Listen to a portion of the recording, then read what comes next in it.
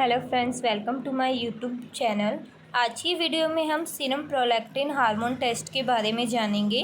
Serum prolactin test को कई बार doctors जो हैं आपको ओनली PRL लिखकर भी दे देते हैं या फिर सीरम प्रोलैक्टिन टेस्ट लिखकर भी दे देते हैं। सीरम प्रोलैक्टिन टेस्ट जो होता है, प्रोलैक्टिन लेवल जो होता है, प्रोलैक्टिन हार्मोन लेवल जो होता है हमारी बॉडी में, वह जांचने के लिए कराया जाता है। तो सबसे पहले हम यह जान लेते हैं कि सीरम प्रोलैक्टिन हार्मोन क्या होता है। तो सीरम प्रोलैक्टिन हार्मोन जो है एक स्ट्रेस हार्मोन है जो कि हमारी एंटीरियर पिट्यूटरी ग्लैंड के थ्रू पास आउट होता है, रिलीज़ होता है। सीरम प्रोटीन प्रोलैक्टिन टेस्ट जो होता है, अगर इसकी वैल्यू मोर देन 20 आती है फीमेल्स में, तो उसके क्या क्या कारण हो सकते हैं। तो उसके कारण हो सकते हैं अगर पेशेंट बहुत ज़्यादा स्ट्रेस ले रहा है, या उसको पीरियड्स इरेगुलर है, या एनोव्यूलेशन है, तो उस वजह से जो है फीमेल्स में सीरम प्रोलैक्टिन टेस्ट की वैल्यू मोर देन 20 आ सकती है। अब हम जानते हैं एनोव्यूलेशन क्या होता है। तो एनोव्यूलेशन जो है वो तब होता है जब पीरियड्स के टाइम पर जो है, पीरियड्स के सेकेंड थर्ड डे पर जो है, जो एग्स जो बनते हैं फीमेल्स में, वो एग्स जो है रिलीज़ नहीं हो रहे हैं, तो उस कंडीशन को बोलते हैं एनोव्यूलेशन। अगर एग रिलीज़ ही नहीं होंगे तो कंसीव ही नहीं होगा, तो उस कंडीशन को बोलते हैं एनोव्यूलेशन। और सीरम प्रोलैक्टिन टेस्ट जो है वो फीमेल्स में जो है पीरियड्स के सेकेंड या थर्ड डे पर कराया जाता है।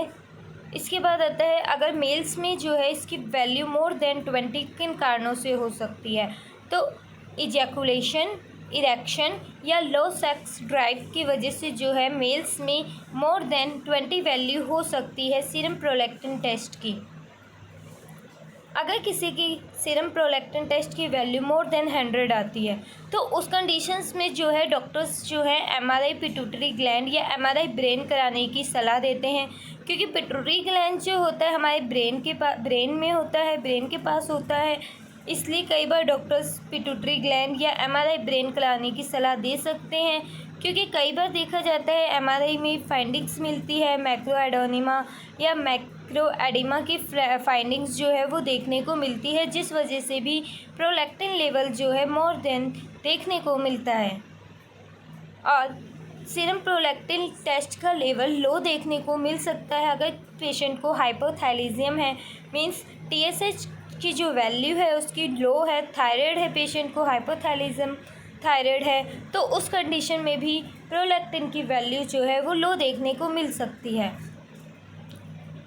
नॉर्मली जो है प्रोलैक्टिन टेस्ट के लिए डॉक्टर्स आपको IVF जब कराते हैं तब सलाह देते हैं, या इसके अलावा अगर पेशेंट के ब्रेस्ट में पेन है, हेडेक हो रहा है, ब्रेस्ट डिस्चार्ज हो रहा है, या पीरियड्स इरेगुलर है, तो उस कंडीशन में भी डॉक्टर्स आपको सीरम प्रोलैक्टिन टेस्ट की सलाह दे सकते हैं।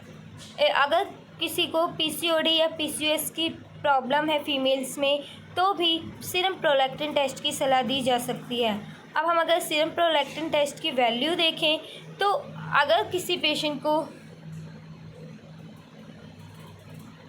ये फीमेल्स की बता रही हूँ मैं, इस फीमेल्स मेल सबकी, मेल्स में जो है इस टेस्ट की नॉर्मल वैल्यू 4.6 से 21.4 Ng/ml होती है। नॉन प्रेग्नेंट फीमेल में इसकी वैल्यू 6 to 15 होती है।